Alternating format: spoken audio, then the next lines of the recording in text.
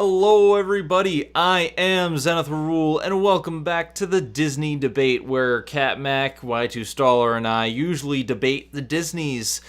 However, Y2 Staller, Mr. Eric the Tall Man, is not with us today because uh, He's too tall. he he opted out of this film, and we originally were gonna go do it just me and Eric, do the Last Frontiers movie, or hopefully the Last Frontier movie. But instead, now it's just me and Kat. How's it going, Kat? I'm doing good, although I'm getting pretty sick of these Frontier movies. I won't lie. I'm getting kind of sick of the environment myself. I will say one thing though, that this is actually a much better film than like the last four that we've seen.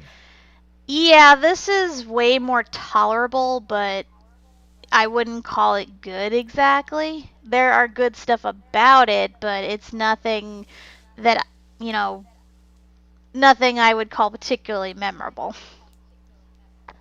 And It was at least something that I didn't have a problem sitting through it. Like I had problems sitting through on Savage Sam. I had many problems sitting through The Light in the Forest. yeah, I'll give you that And much.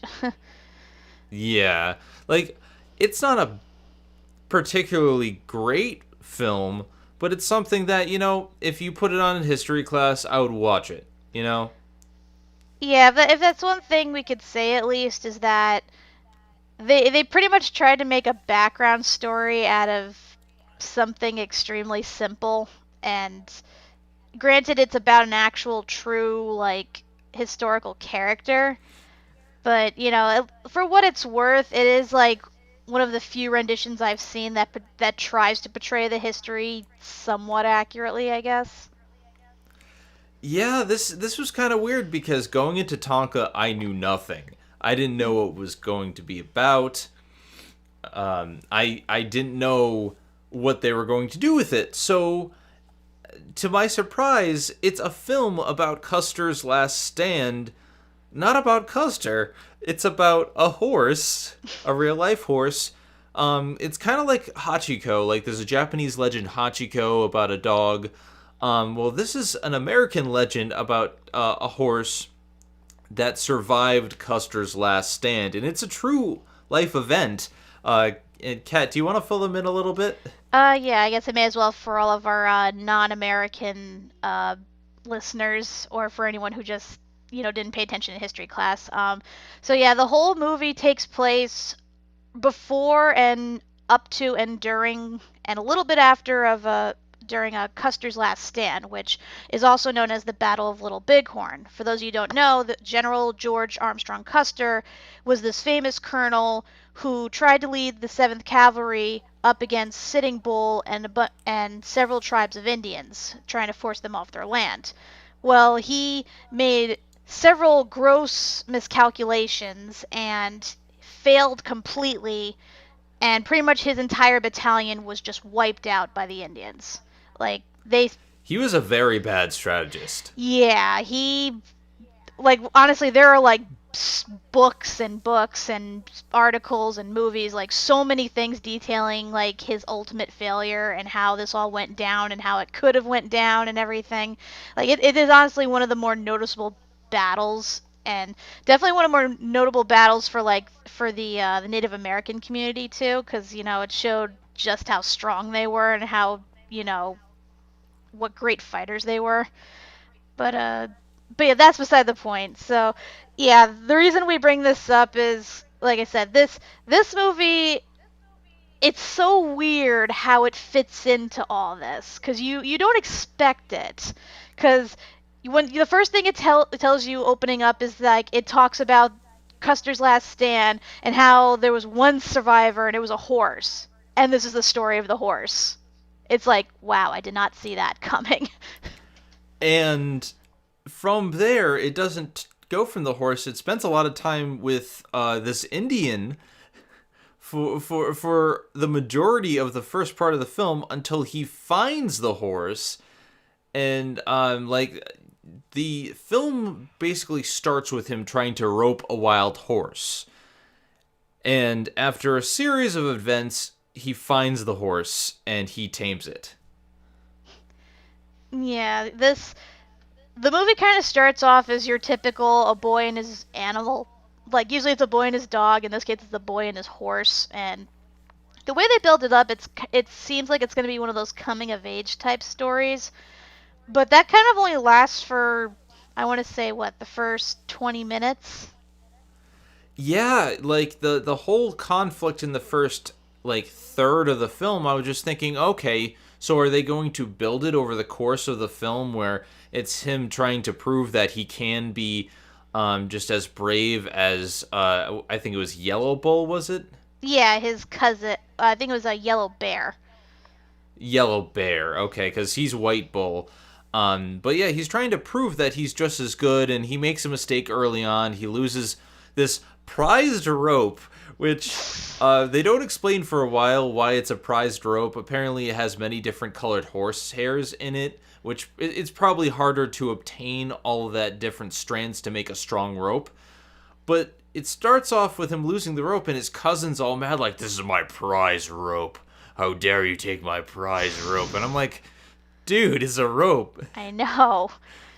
It's like granted the guy is kind of a little shit because, the way the Native Americans work is everyone has to move as a unit. Everyone has their job, their place, and if they don't, if one person messes up, that screws it up for the rest of the tribe. And here's this guy who's like, yeah, I know I'm supposed to be guarding the food and our equipment and stuff, but hey, I'm gonna go catch me a horse, which he fails utterly. So Yeah, so I can kind of understand his cousin's reaction a little bit, but his cousin takes it so damn far. Like, his cousin has a vendetta, and throughout the film, he proves that he is just not worthy of his title. His cousin, every step of the way, tries to sabotage White Bull for no reason. He gives him the rope back. Like, he gets the rope back pretty early on in the film. He gets he gets the arrows that he lost, and he tames this horse, and he brings back two horses. Not only that, he has the saber of a battalion. He gets the saber of a battalion that he fought. So he shows that he bested someone in combat. He shows that he can tame a horse. He shows that all this responsibility. And what does his cousin do? He asks for the horse that this kid tamed. yeah, just to be a dick. And of course, because everybody else has to be a dick too, they're like, well, yeah, technically you were in the right since you did train the horse and you proved yourself as a man and did all this hard work, but hey, he outranks you, so he automatically gets his way. I'm like, that's He has more feathers than you. I know, it's like that's some old bullshit. It really is. I mean, I can understand that at this point in time, rank was everything. This was at a time where people like really respected elders for their wisdom, a lot more than they do today. Mm-hmm. And so I can really understand at the time why they would do that. But in the context of the film, I'm just like, why doesn't he take the other horse? But he just wants to get the horse that this kid tamed because he wants to be a little shit. Mm-hmm. And it really, the more and more that Yellow Bear does, the more I feel like he should have been the main antagonist for the film. But the thing is, after the conflict with the horse, where he tries to break this horse, and proves that he is a horrible, horrible human being, he's out of the film until like the last bit, and I don't even know if we see what happens to him. Yeah. Yeah, I don't think so either. I think he. Well, no, we know what happens to him at the end of the film. Like that part was, it was a decent comeuppance, even though it was brutal. Yeah, I mean, he does get killed, but it's not in relation to any of the previous events, and it feels like that first third was not relevant to the last third, because it builds up to this fight, Custer's Last Stand, the fight between Indians and white soldiers. And it has no relation to the previous part of the film except for the fact that Tonka is now under possession by this cavalry unit. And uh, there's a little bit of interaction between White Bull and the captain, but that's about it. Yeah, this movie was kind of all over the place in terms of its focus and what story it was actually trying to tell. Because as we said, it first starts off where you think the story is about White Bull and him coming of age, but then it turns around to Tonka trying to find freedom after White Bull lets him go, to him being captured again and then dragged into the last stand, and then it becomes all about that, and it's so hard to keep focus, and then certain characters will like disappear and then reappear later, and there's no explanation for certain things or certain motives. It's very unfocused. Like It's a you can easily cut this into either like like TV episodes or like three short movies, kind of like what they did with Davy Crockett. it does kind of feel that way. The pacing is just very odd. It's like, okay, yes, we're taking the true life events of this horse, and it does kind of feel like they're taking events from real life, but they don't have an idea of how they fit together. They just happen. It's like, okay, the horse starts off with the Indians, and then the next section is him with the cavalrymen, and the next section is Custer's Last Stand, which is this whole big battle that is rather interesting, and in fact is probably more interesting than some of the other battles we've seen in previous movies. Mm-hmm. But it's just a battle scene. It doesn't have story to it. Yeah, honestly, there are times where I kind of forget this movie is about a horse because it just doesn't seem like it half the time. And it's like when they try to put the focus back on the horse, it is like really awkward. Like honestly, Especially the way it ends. yeah, honestly, the way some of the characters treat the horse is incredibly awkward. Like I know there's like always that funny rumor about cowboys like cuddling up to their steeds and everything, but this kind of takes it there in a more subtle sense. Because like the way the way they talk about the horse, it's like you'd think they were talking about a woman. And in fact, I closed my eyes during certain scenes, and I kind of picture them saying certain lines out of context, and I'm like, yeah, yeah, they are basically saying sweet love things to a horse. But then again, they are very polarizing with this horse because half the time they have the Indians trying to break this horse and doing cruel things, and then you cut to the cavalry unit who, I mean, not the captain, but the cavalry unit tries to use a breaking bit for the horse, and I'm just like, why do you keep doing cruel things to this horse? And I mean, the captain forbids it, but like, why in the first place would you even have that sort of thing? Yeah, it's like they either want to beat the shit out of the horse or they want to make love to it. It's like it's so weird. But I will say though, I will give major props to the horse and its trainer because the horse was very well trained in this movie. The way that they made it react and the way that they were able to get it to basically it's sort of a moat when you think about it, because they would have him like stamp his hoof on cue or neigh on cue or swish his tail and walk around in a certain manner. It was actually really impressive. You actually can get a feel for what the horse was thinking for the most part. Like I said, The stunts in the film. Yeah, Oh, go on. yeah, they yeah, as you're saying, the stunts in the film, especially the ones where the horse has to like fall down or has to like get wily, like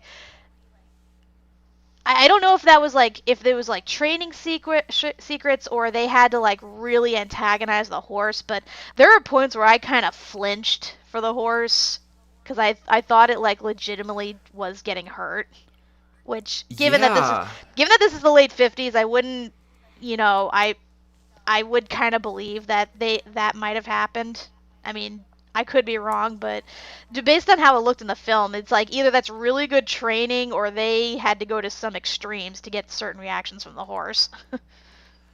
Yeah, they were able to do some really interesting stunts, and I do have to, um, I'm impressed. I would say I'm impressed with what they were able to do with the horse, stunt wise, with all the stuff because they it doesn't seem like they were too cruel to the horse, but they were able to make it convincing on film, and that's what really stands out.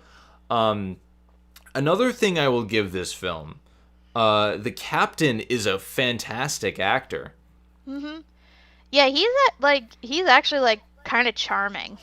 Like I really like that. Why was this film not about him? Yeah, especially since this was his freaking horse and he was actually he was in the Battle of Little Bighorn, so yeah, why wouldn't they actually, focus it around him instead of, making up this fake Indian character and making it all about him?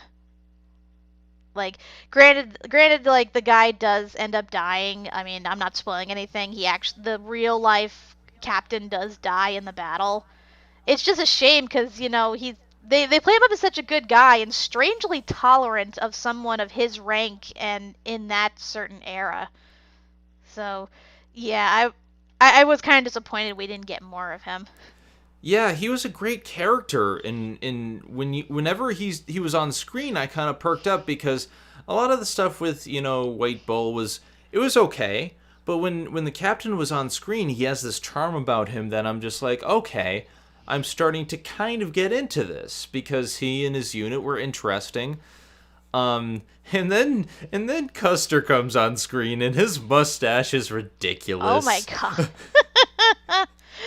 Yeah, I will say this right now. The makeup and costumes in this are not very good. Like you Not said, very convincing. yeah, like you said, Custer's mustache, and in fact, some of the Colonel's like facial hair does look incredibly fake. I think the most offensive is that you can tell that they had to sort of they had to brown face a lot of the actors who played the Indians. Like, in fact, the guy who plays White Bull, Salmino, he's of Italian descent. You guys probably have heard of him. He was in A Rebel Without a Cause. That's probably why they focus so much on him because he's such a big name star. But yeah, he was a Hmm. guy of Italian descent, dressing up as an Indian, basically like that guy from those PSA commercials about littering. And it is pretty obvious. Like I remember the first when we were watching it together, and in like the first 5 minutes of him on screen, I'm just like, is he wearing brown face? Yeah, it's pretty freaking obvious. Like it looked more like he had like a spray on tan as opposed to like a natural complexion. I think generally this is a mixed film. The first third is serviceable, but it's not too engaging, but it's not horribly boring. I found parts of it laughable, but it's not something that I would say, oh, I wouldn't watch that again. The second part with the captain I thought was very engaging, and I feel that could have made for a film.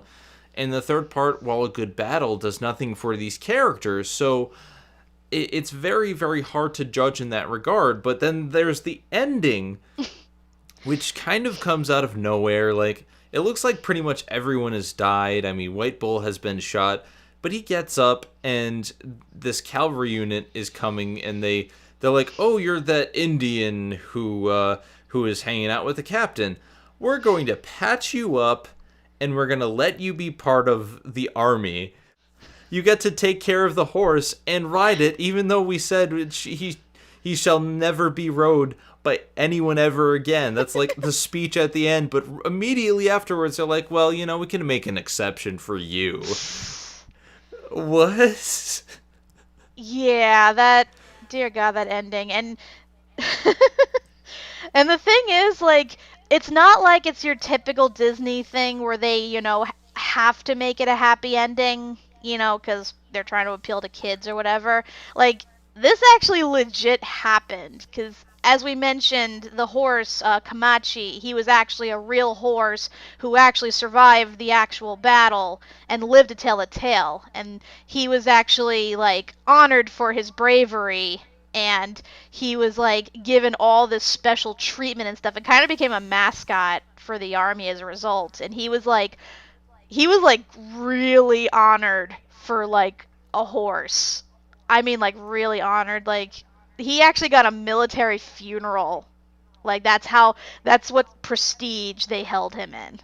Like, for And a horse, that is, like, pretty freaking incredible. I'm pretty sure the speech that they make at the end of the film is historically accurate. And, Yeah. you know, Yes, that whole speech where they said about him being honored and never having to work and having all of his needs met, yes, that word for word was actually true.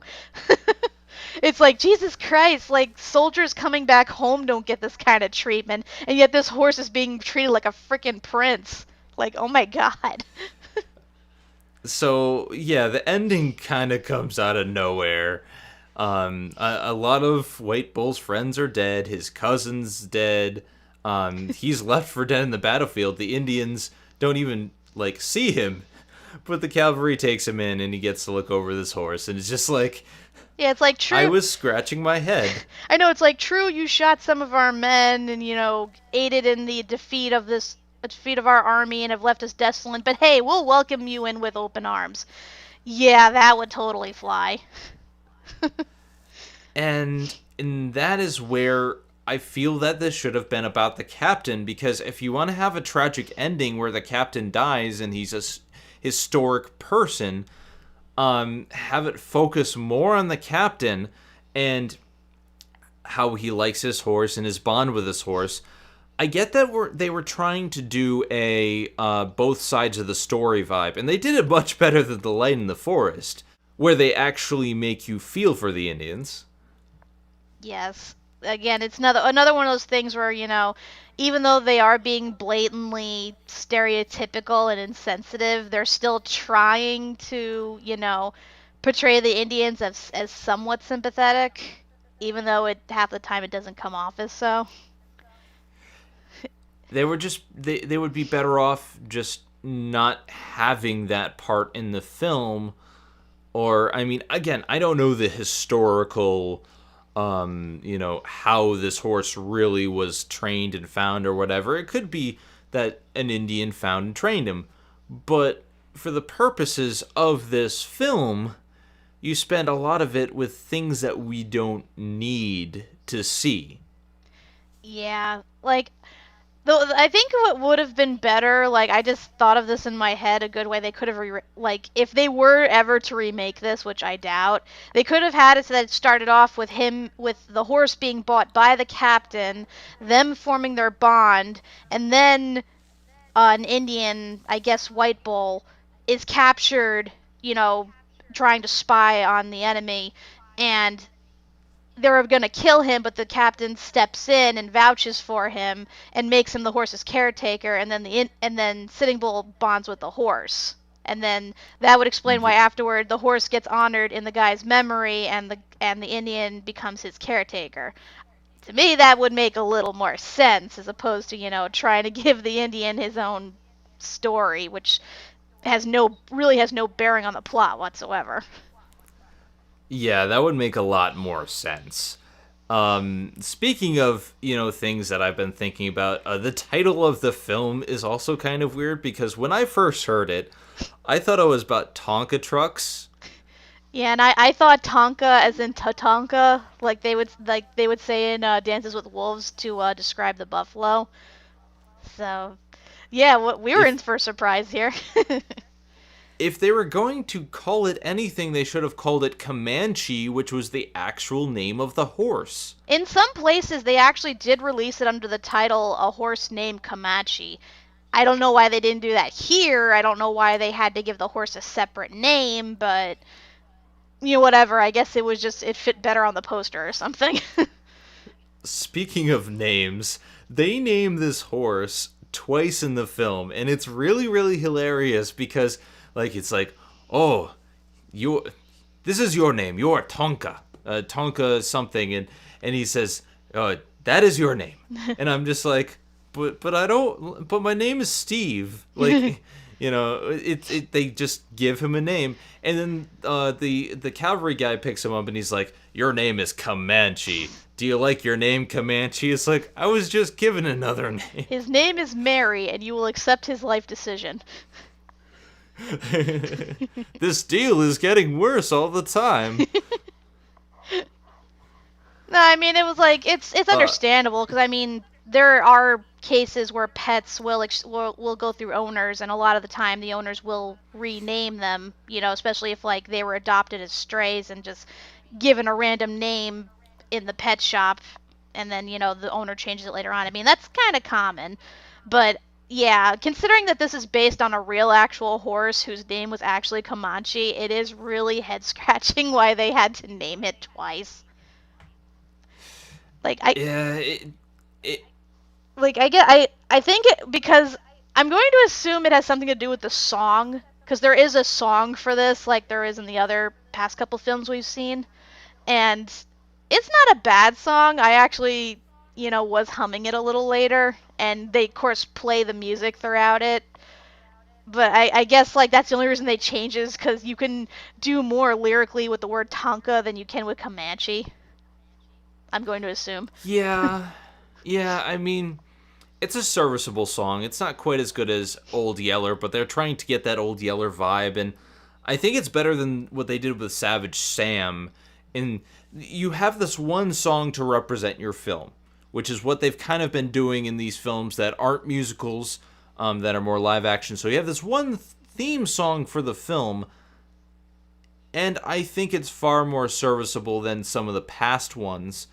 Um, but I mean, yeah, I guess you couldn't really work with Comanche for that, but seems a flimsy excuse. Maybe they had this song. Maybe this was a pre-existing song, and they said, we'll get the rights to this song. We'll just name him Tonka, and we'll rework the film. Yeah, I honestly can't really find anything as to why they changed it to Tonka. Especially since like even the story it's based on is called Comanche, Story of America's Most Heroic Horse. Like I don't know. I guess this is one of those, Sorcerer's Stone type deal where, it's always a film that's always going to be known by two names. I mean, it's no big deal. It's no big deal. It's harmless enough. It's just weird. So, Tonka. Weird title, semi-interesting story with weird pacing, but the middle is actually really, really good, and I think the battle was good. It has some good characters on the cavalry side, great actors on the cavalry side, and the music is serviceable. It's far more decent than Savage Sam or The Light in the Forest, or hell, I liked it better than Westward Ho, in terms of opening themes. Overall, like, what are your real like what are your thoughts about the film? Um, I mean, I guess you have to rate it in like a few different areas. Like in terms of being about like the typical a boy and his animal story, it kind of falls flat. Just because the transition between all of that is so quick and it's all over the place, it's not really serviceable in that regard. In terms of being a historical piece, I guess you could say it's somewhat accurate. Given that they do try to get a lot of details down, a lot of the characters, and a lot of what happened. Like I said, the battle itself is actually really well done. So, it is. I will say it passes as a historical piece. As a coherent story, for the sake of being a movie, it is all over the place. And I think if they if they remake it and really fine tune it, it could be a decent story. But I will say though, if you want to see like a good film, albeit a somewhat boring film about the story of a horse and his adventures, go watch Spirit by DreamWorks. Like that is honestly what this film should have been, because at least it would have been a little more focused that way. Yeah. I'm pretty much in agreement. Like, I think this is a serviceable film. If it was shown in history class, I would watch it. Like, I wouldn't read during it like I used to do. Um, it tells a very over the place, like all over the place story. Very bad pacing, but it has a lot of charm to it, and it feels like the creators were trying for the most part to get it historically right. And I really liked what they did with Custer's Last Stand. It was an interesting battle. It was a fun watch for that. I mean, I would recommend giving it a look. Actually, I mean, this was kind of a hard film for me to find. Yet another one to add to the list. Yeah, it's like I said, this isn't one of those slogs like we've been going through the last couple of times.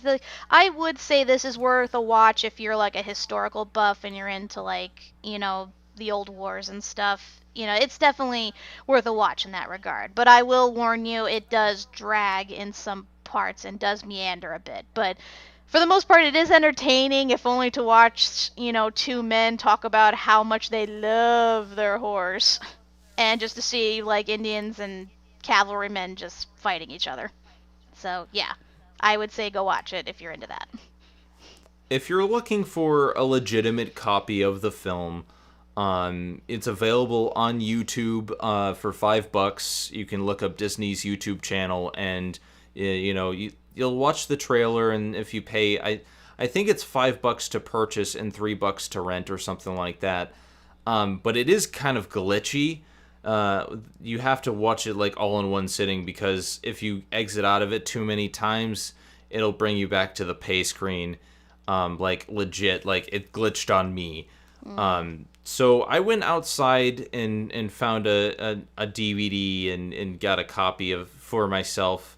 But like it's not a film that I think you should pay more than $5 for at this point in time. But if you're curious, it is worth a watch. Yeah, I would definitely shell out $5 to watch this. And then here's hoping that maybe one day Disney will try to revisit it, or at least, try to upgrade the quality of it, in the very least. Oh, and one little nice tidbit: if you want to see the actual Comanche, he actually was stuffed after he died, and he's actually on display at the University of Kansas. So if you happen to be in the Kansas area, go visit Comanche. So that's pretty cool. Overall, for one of the harder films to find, it was worth the effort that we put into it, and I mean, I'm glad that I saw it. I don't regret seeing it. No, I don't either. Said this was a much more decent watch than we've been doing lately. I'd say this was like somewhat enjoyable. A little weird, but enjoyable. With all of that being said, guys, thank you so much for watching. Once again, this is the Disney debate, and we are always talking about Disney films. If you would like to chat with us about Disney films, you can always leave a comment down there in the YouTubes. I do read the comments, so if you want to interact with us, you can talk with us on YouTube. Or you can always, find us on Twitter, twitter.com/ZenithRule and twitter.com/EphraimTRabbit. Or you can also check us out at our Facebook page, facebook.com/DisneyDebate. Also, just search Project Disney or Disney Debate on Facebook, and you'll bring up the group. And we're always happy to have more members. You can chat with us, talk about your favorite Disney films, and just have a good old time. We want to continue the discussion because a lot of this interesting tidbits keep coming out about old Disney films, and whenever we talk in the Facebook group, we find new and interesting bits of information that I didn't know, because I'm not as big of a Disney expert as Kat is, but Kat might know it. Yes, and if you Um, wanna see me rant about films I don't like, such as the non-existent pirate sequels, yeah, definitely come join our Facebook group. Like I said, we invite all sorts of discussion. We talk about films that came out recently, and of course stuff that we're either talking about now or came out before or is coming up shortly. So yeah, definitely come by and like just give us a holler. You want to just talk about something that happened recently or just a film that you think really, really sucks, we'll definitely give our opinion on it. anyway, guys, I'm Zenith Rule, And I'm Kat Macberrie.